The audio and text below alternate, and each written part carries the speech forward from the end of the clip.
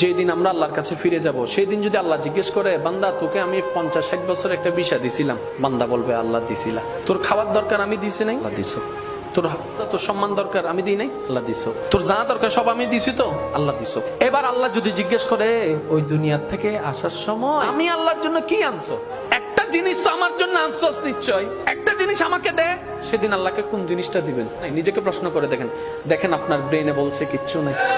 সবাইকে প্রশ্ন করেন, কিচ্ছু।